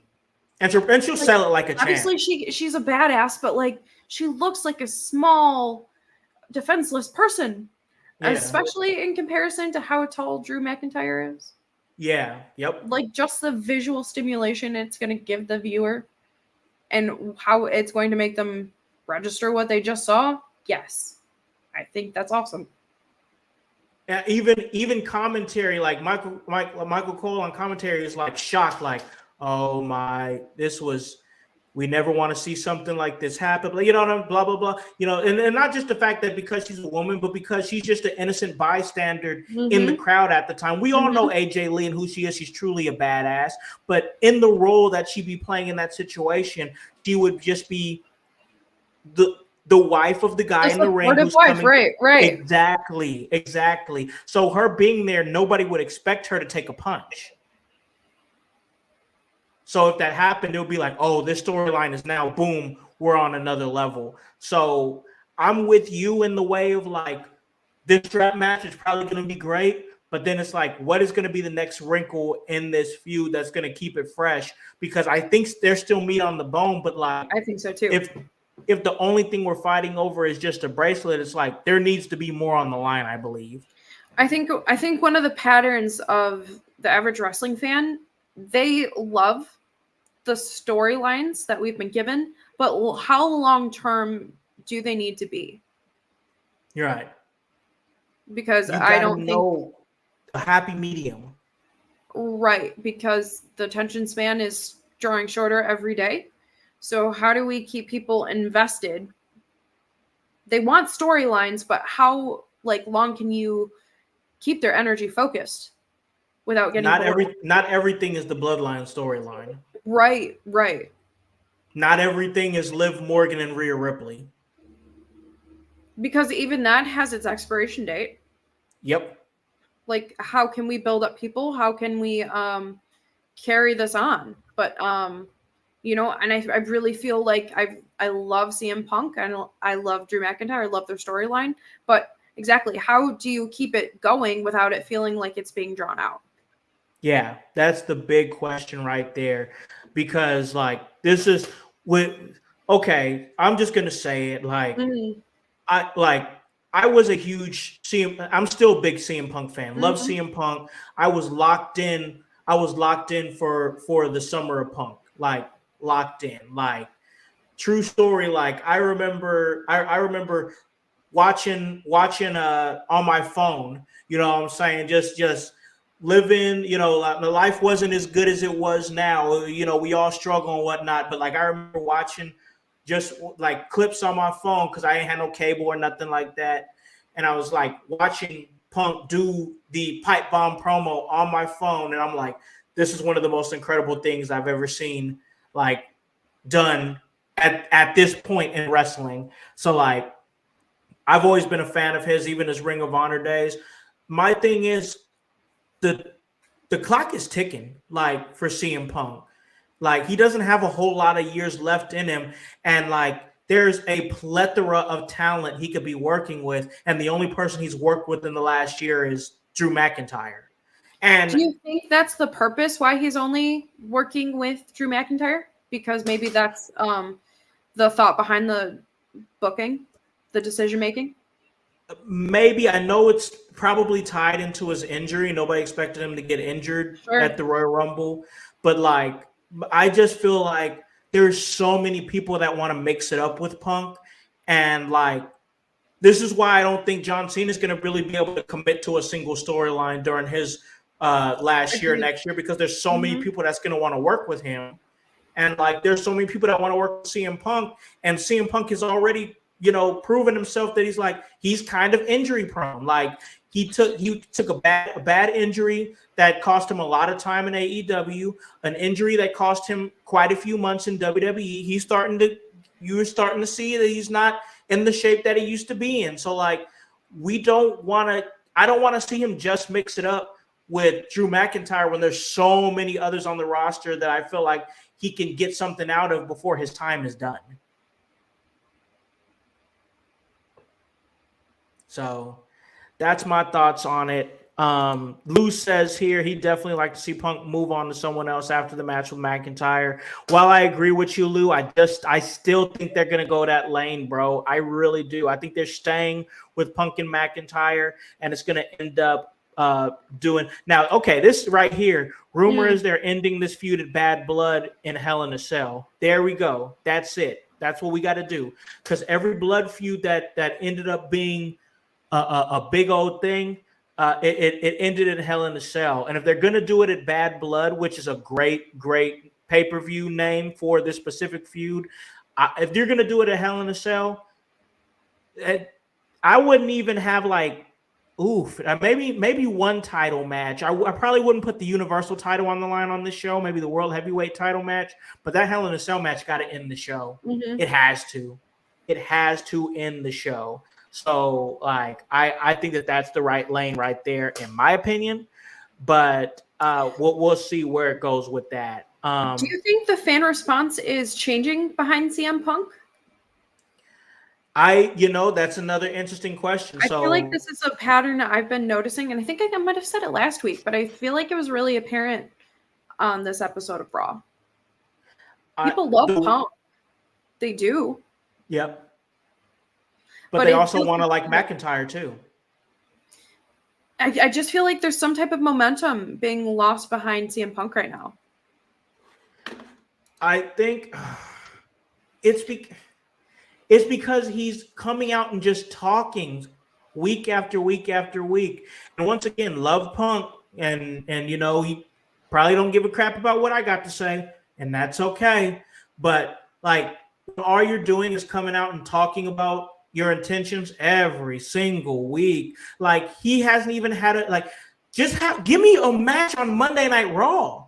Like, could he not give us a main event on Monday Night Raw, or maybe just like a mid-card match just to be like, hey, I'm still that guy, like he doesn't wrestle. And like, I understand they're trying to keep him as an attraction, but it's like every now and again, it's like, can he come out and just do his whole thing? I'm tired of seeing this guy in street clothes. Like, I just want to see him build his way up through the card. I think that's where my disconnect is a little bit with Punk right now, is that he's so tied up with McIntyre that it's like, okay, but why can't we see CM Punk in like the world heavyweight title mix at some point? That's not even a focus for him. But the only way he would have to do that is like, I would like to see him get a few matches on like a random Monday Night Raw and start gaining some momentum. But all he's doing is coming out and talking, So like McIntyre, we know what McIntyre did in the last couple of years. We'll know he'll have we'll know he's going to have matches. We know he's going to, have promos and whatnot. In the last few years, he's shown that he's going to do the work on the roster. But like Punk is just like, bro, you're just talking. I want to see you do a little bit more, honestly. Right. For someone who talks a lot, I want to see him back it up. I want to see that in action. I think that's a really good point. I feel like that's where it's falling short for me too, because I love watching Punk in action. It's fun. Yeah. Totally fun. One of my favorite things of that Drew McIntyre was like, are you on drugs? That was so great. So great. McIntyre's fun on the mic. Just the reaction that CM Punk had, that was he was blown away that such a statement would come from Drew McIntyre, obviously. It's great. No, I'm loving it. Once again, like, I love that they're tied up together. I do like the idea of doing a Hell in a Cell match at Bad Blood. That would be great, most definitely. But let me ask, what are you thinking about this women's tag team division? I know they're starting to develop it, and whatnot. We have the tag champs there, and they're defending. It was a triple threat tag match, but it feels, the thing is, I'm just like, where's the crowd at for this? Because like Shayna Baszler and Zoe Stark, I've gushed a lot about Zoe Stark. I think she's great. And even like Damage Control, they're great. I love Damage Control and the remaining members that they have, because they have a couple members out on injury. And then you have the Pure Fusion Collective and that name, which is, I still think it's going to work against them. But, and then you have the tag champs there, the Unholy Union, Isla Dawn and Alba Fire. They end up winning and they're continue to be the tag champs. But I want to ask you, what's your thoughts on this women's tag team division? Because I think it's starting to grow a little bit with those tag teams that are coming out. And then even on SmackDown, you have Bianca Belair and Jade Cargill. They're still lingering around, which those champions that could go from either show, from show to show. What are your thoughts? Do you think it's developing? Do you think we're on the right track with it? Do you think there's still work to be done? I think it's a work in progress, definitely. But I really liked some of the things that I saw in this this tag match. I don't think Isla Dawn and Alba Fire are that tag team that is going to stand dominant. I don't think that they will sweep anyone, but they are opportunists, and they really showed that. They really showed that in the finish, and I like it. I really like that they will do that underhanded, unexpected tactic to win, and I really appreciated that. I really want another Damage Control title push, because Io and Kyrie are just phenomenal in the ring. Like, yes, they don't speak English, but that doesn't matter. Mm-hmm. It's what they do in the ring and what they do with their energy is just, it's so interesting. And it's like, they showed why they are still in that title picture, because obviously just there were clear things that were miscalculated during the match, but Yeah. how Io, I think she got caught on the rope, but the Yeah. way that she like seemingly got caught, but she made it seem like she intended to do that. Like Yeah. true showmanship. Like, and just how Kyrie is just so fluid in the ring. I really don't I know it's not their time because I've had plenty of run with the titles, but I want more. I selfishly want more of the Damage Control. I honestly agree with you for real, just because like nothing, like it's really nothing against like Fire and Dawn, and I think that they're a great team together. Yes. But like in my eyes, I just feel like with this growing division and these tag teams that are starting to form and starting to come together, and now it's like, okay, it seems like there's actually a women's tag team division, whether you want it to be like Katana Chance and Kaden Carter, who I call, life of the party. And you got, two of the big three with Jade Cargill and Bianca Belair. You have those in the mix, the Pure Fusion Collective, so the PFC. It's just awful name. I just, just a PFC, or even if you want to say, Chelsea Green and Piper Niven as well. I agree. So many different like components that you could bring into this division, but like right now, I feel like that if you really want to capitalize on this division, maybe put the titles on Damage Control, just because they're an established team who've had like great success and like pretty much ran Friday Night SmackDown as a stable. And you want that name value on your champions. And then if there's another team that you want to get over, then boom, there you go right there. You put Dakota Kai? What is she doing? What? Injured. She's injured. Yeah, that news came out like I believe a week ago. Like, okay. Yeah, she's injured, okay. And so like, yeah, right now it's just a tough time for Damage Control, just because they were doing so much on Friday Night SmackDown. Then they came to Monday Night Raw and kind of got lost in the shuffle. Asuka's been injured for a while, and then now you have Kai who's now injured again, and that's going to relegate Io Sky and Kairi Sane back to the tag division. And once again, that's just another reason to keep Damage Control's name strong, because at some point, Asuka and Dakota Kai, they're going to come back. And if they want to who do you think that Io and Kairi could enlist for the time being to keep relevancy? That's a good question. I mean, I think that they're going to want somebody else to have their back at some point. That's an interesting question, because I'm trying to think who's in that locker room right now that could really jump on and kind of help them out. But then it's like, what are they going to do after the fact? A lot of women back there, but like right now, I just think they're going to be on their own 2 feet right now until somebody comes back. And I don't know how long Asuka's going to be out, but like we all know when Asuka comes back, she's like immediate threat. Like she's an immediate threat because she's just like that, So I don't know how long she's going to be out, but I just feel like there was once Bayley left Damage Control, things kind of trickled down a little bit. And then once they went to Raw, they got lost in the shuffle. Injuries have kind of plagued them.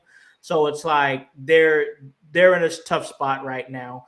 But once again, that's why I say put those tag titles on them, because you could do that. And Fire and Dawn, I think they had their little bit of time. I don't know. They just don't feel like the face of the division to me. That's not what it's nothing against them. They just don't feel like the face of the division. And like, I think Damage Control, with already being a cohesive team and already having that steam behind them, that's your face of a growing and starting to thrive women's tag team division, in my opinion. And I feel like an inevitable contention between horribly named PFC and Damage Control, I think that has money written all over it. Ruthless women who have similar idea, but different ways of getting things done. I think that just speaks for itself. Yeah. I think the division's in good hands right now, honestly. But I do think Kyrie and Io, they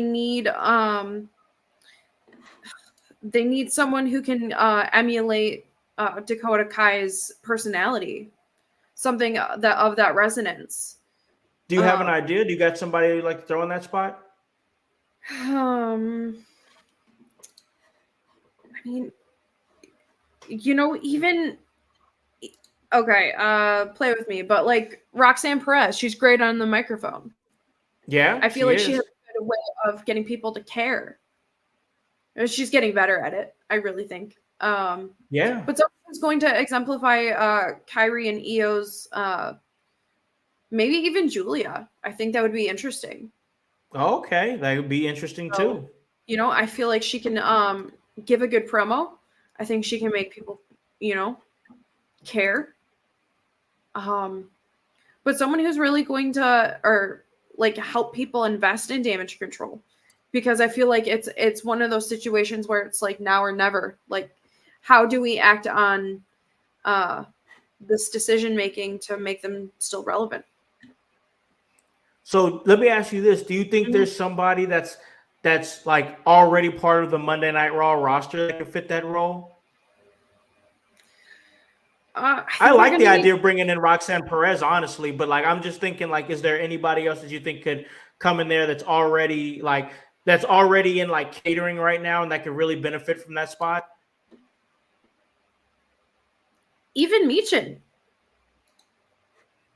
yeah. I mean, yeah, Michin's a good one, and Michin's somebody who I think has been on a really good trajectory right now. I mean, like I like that. I like that unhinged energy, and I think she would really supplement Io and Kyrie. I think so too. I think that's a good one. I mean, she does damage with a kendo stick. It writes itself. Just saying. Yeah. I mean, honestly, I just really love what Michin is doing right now. She's somebody who I've kind of gushed a little bit about just because I like how she's been uniquely booked to just pop in places and just start whooping everybody's ass. And I appreciate that about her, especially since like she's been around for a while. And it's just like Pete Dunne. There's been like a couple of things where it's like stop and start with her. And I feel like that she's starting to kind of find herself in this like badass, like I'm gonna pop up and beat your ass, almost Sandman-ish type character. Like I like it. I want to see more of it from her. I feel like it's a good way to slot Michin in because I feel like she gets more or she needs more TV time than she is granted right now. So damage control needs someone who's going to talk on the microphone. There seems to be an open position. Just saying. Yeah. No, I like that. I like that pick most definitely. But we got to talk about this main event here, and I got a lot of thoughts about it because okay, so it was Randy Orton versus Ludwig Kaiser. We already know that. Ludwig, I like what we can see from Ludwig. Like he doesn't seem like he's just Gunther's henchman anymore. He's slowly starting to kind of grow into his own. And I think that it's not going to be soon, but at some point he could break away from Gunther and really just flourish on his own. I thought the match with him and Randy Orton was good.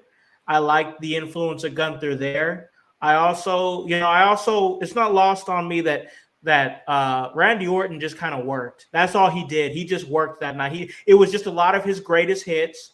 We saw all of Randy Orton's greatest hits. Vintage Randy, and it was just overall good match that moved the story along just a little bit more as we move to Bash in Berlin. But what's your thoughts on the match, and do you have any thoughts on the trajectory of Ludwig Kaiser? I love the ring awareness that Randy Orton has. He is called the Viper, and for good reason. He's calculating. He's cunning. He doesn't waste any movements, and he moves with such a ridiculous laser focus that once he sets his sights on you, it's game over. It's game over. But Ludwig Kaiser is someone who I thought expertly countered every move. They were back and forth. Just the way that Ludwig Kaiser exuded his excellence. I really thought every movement he made was just crisp, and he looks like someone I feel like could stand up toe to toe with Randy Orton.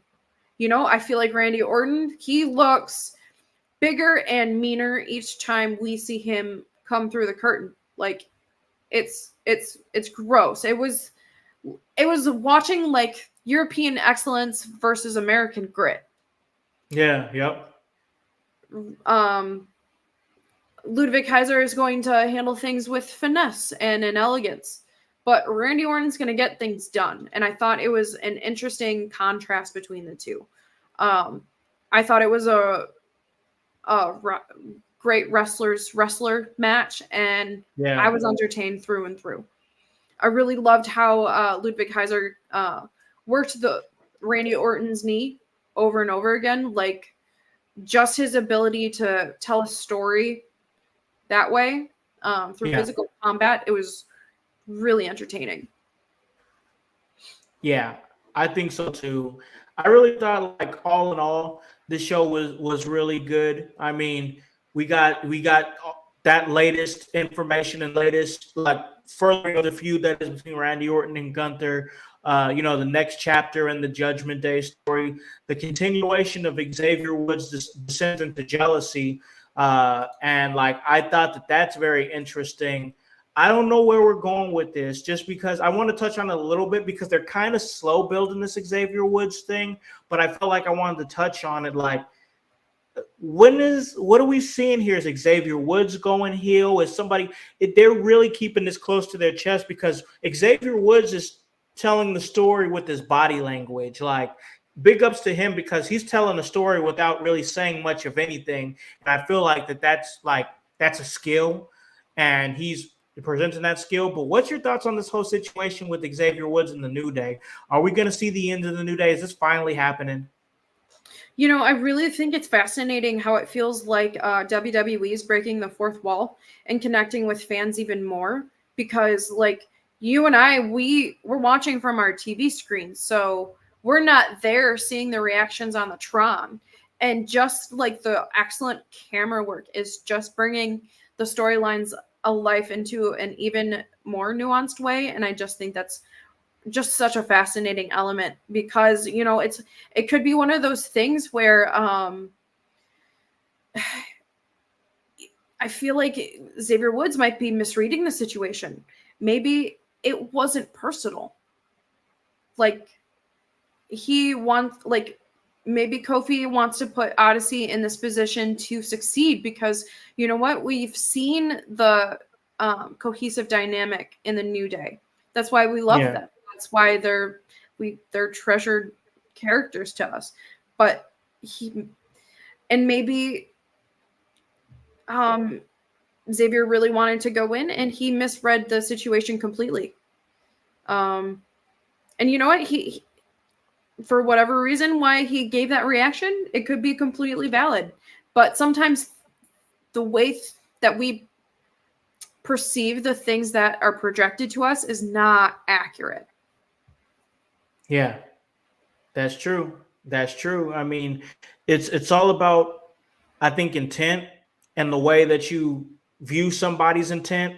And I think that there's definitely something getting lost in translation there with Xavier Woods. A lot of things that are not spoken, but it's compelling. Like, and I have to look for it because sometimes I don't even get a chance to catch Monday Night Raw live. So sometimes I have to go back to like the Hulu version, and every time on Hulu they cut the New Day stuff out. So I have to go to like YouTube and find it. Right, and like, right. But it's a developing story, and like I just feel like that it's going to continue to slowly be highlighted until they find, and maybe, and because my initial thought was, man, like this is like a lower mid card feud. Like I feel like that things should like be progressing a little bit faster, but maybe they're kind of waiting.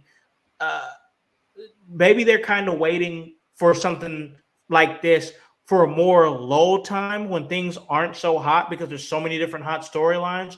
Because I don't want the dissolvement of the New Day to happen and then nobody cares because there's like so many other stories happening. So maybe they're waiting for a specific moment to do this. But like, I don't know, because whatever happens from it, it could really change the trajectory of their career. If Xavier Woods turns and maybe has Odyssey Jones as his heavy, that can really catapult him into some different situations and to maybe like IC title conversations or something like that. But that's all have to be slow build. And then you have to get through the feud with Kofi if they do that. Because I think something is coming. But like with that one, I couldn't really tell you at this point when it's going to happen, you know? I agree. There's a lot of slow build here. And you don't have the same luxury as the pace and the storytelling, like as seen in like Judgment Day. Like the dynamic with the dissolving of New Day, it either has to pop off at a huge level or no one is going to care, unfortunately. And I think that they deserve better than that. I totally agree with all the time put in from the New Day, the championship pedigree that they have, the titles between all of them as a unit. You got to make it big. I mean, I just feel like it has to be, you know. You got OG Tony saying that he thinks Odyssey is going to turn. He can't trust anybody named Jones. Hypocrisy Jones, I know you see that. I know you see that, bro.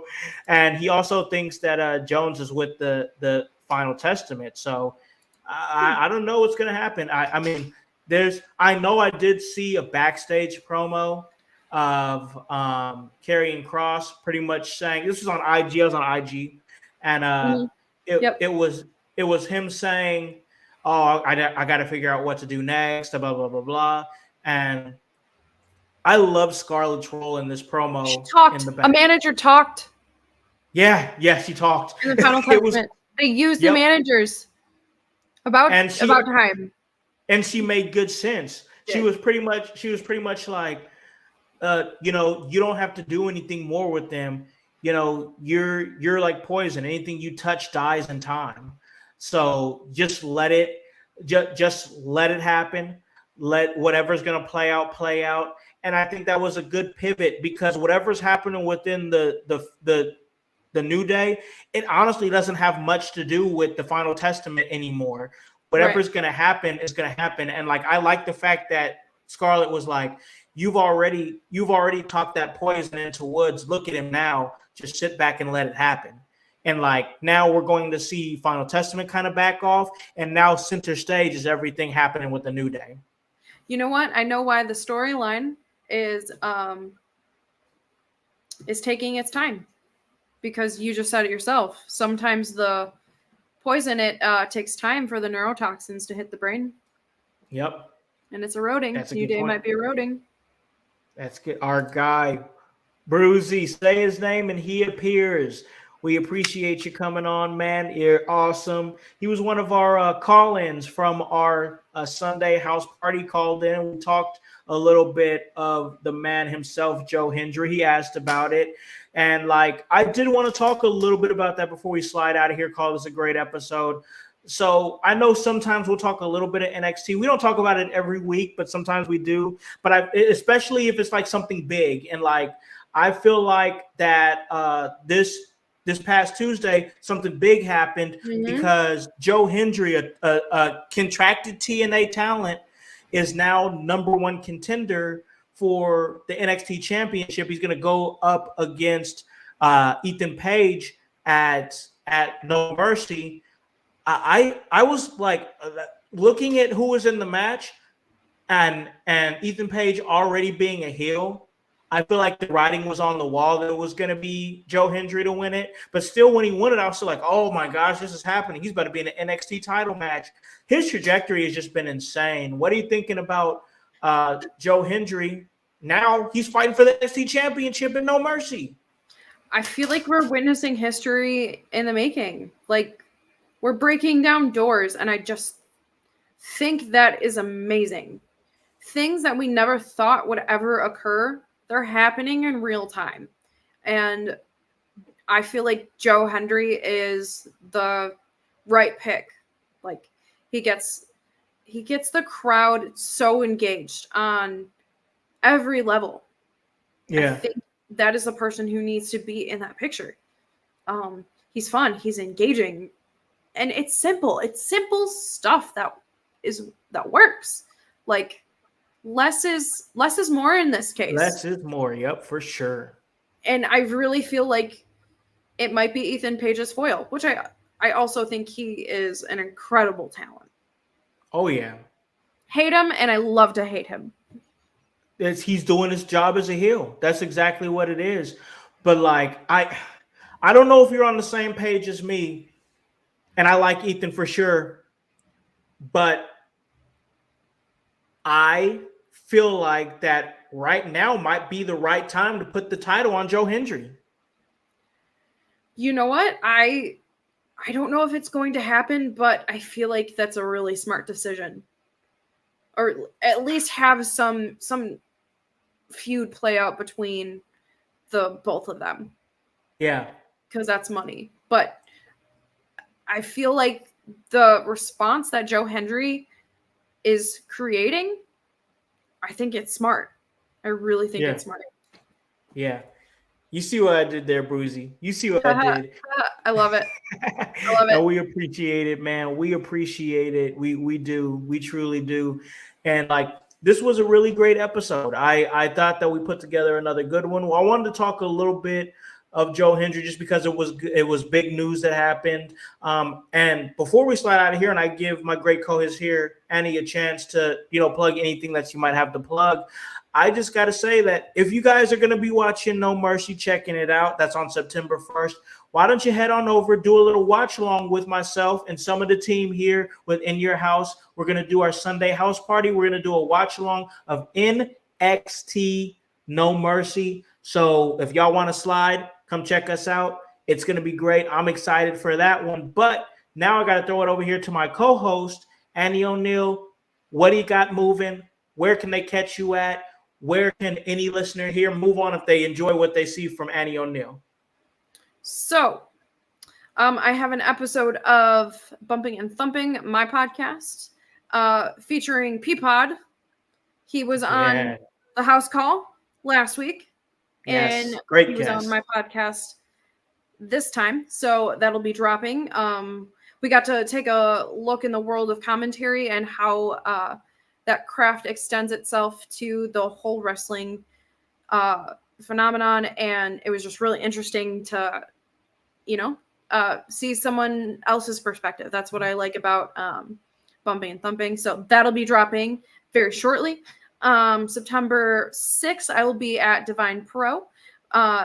Billy Starks will be on that show, so she's head amazing. out to Wyandotte, Michigan, and see where she is on that lineup. September 7th, I will be at Chaos Wrestling in Michigan. Paragon will be going head-to-head with the Void Walker, TJ Myers. So that'll be a good one. Yeah. Other than that, I'm training, working out, breaking personal records every day. That's all that I'm all about. So, yes, please check it out. Thank you. Yes. Yes, definitely. What are you up to? Because you're up to amazing things. Tell everyone what you're doing. Appreciate you throwing me the ball. I'm going to go ahead and slam dunk it because I always got something going on right here and in your house. You already know. I mean, I have an amazing team here that I work with. We all work together, and it just the content that we're putting out there gives us an opportunity to bring in new fans like Bruzy out there and unique ideas like doing awesome call-ins like we did on our Sunday house party. Check out our Sunday house parties. Those are always great. We always try to get as much of the crew together as we possibly can and just talk about the week in wrestling, and it always makes for a really great episode.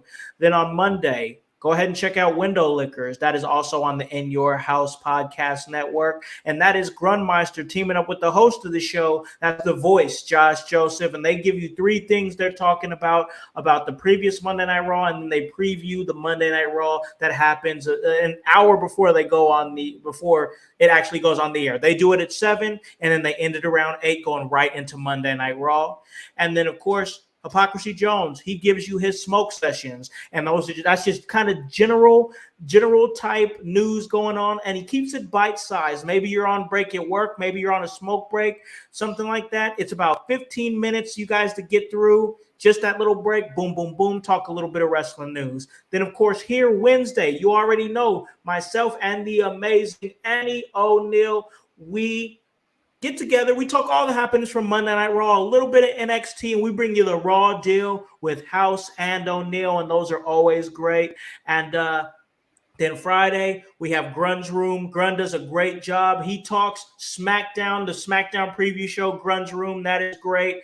And then actually, if you get a chance to, Bruzy, because I see you out there, man. I see you went ahead and followed Bumping and Thumping. Thank you. So great stuff. Great stuff. We appreciate you, bro, and being in that Discord. But what you need to do is come and join myself and the Educator of Extreme, and that is the voice, Josh Joseph, for our Friday ECW watch-alongs. Those are always fun. We have a blast doing those. And then on September 11th, that's going to be another show coming up here, Wrestle Arch, Indianapolis, Indiana. I'll be there on commentary and doing my thing.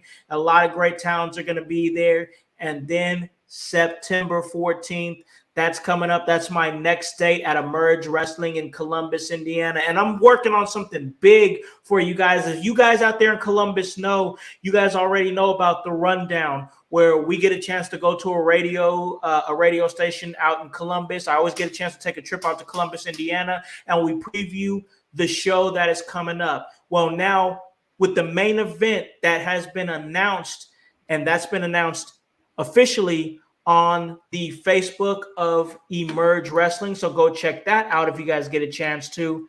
It's going to be the champion, the world's most dangerous champion, the leader of the tribe, the Emerge World Heavyweight Champion Paragon, going up against his longtime friend, tag team partner. And the crazy thing about this, ladies and gentlemen, these two have never even teamed or never even went up against each other in a one-on-one. This is a first-time ever match, and that's the Infinite Man, Tim. Those two are going to go one-on-one, and I have been tasked to be the one to have to get these two men together, and I have to conduct an interview with these two leading up to their match. This is officially sponsored by Emerge Wrestling, and it is going to be our interview split screen segment where I will have both these men on In Your House on behalf of Emerge Wrestling, and I'm going to try to interview these two combustible elements as they lead into their big championship bout at Emerge 81. So check that out. That's going to be coming up down the line. But it's going to be great, y'all. But guys, you already know where I'm going to be at. That's right here doing my thing. You can follow me on all those social medias, Alakan House.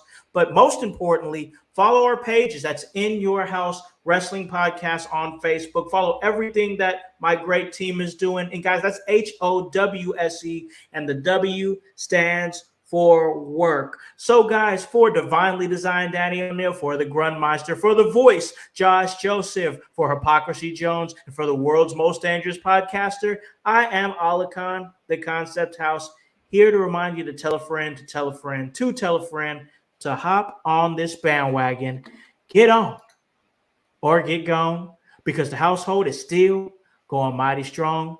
You guys have a great day and a great rest of your week. Peace. Hello, everyone. It's the Pope Elijah Burke, founder and president of the Love Alive charity. I wanted to take this brief moment to share with you my charity's continued humanitarian efforts to positively impact the impoverished communities in and around the greater Jacksonville area. This cannot be possible without your support. If you'd be so kind, please take a moment to visit our website, love-alive.org, to learn more about the charity and its mission. Also, feel free to donate to our 501c3 organization that operates off of the donation of the public, which is you. Whether that be by website or via Cash App, $1 help makes a difference in the lives of others as we continue to positively influence many people by being the change that we wish to see in the world.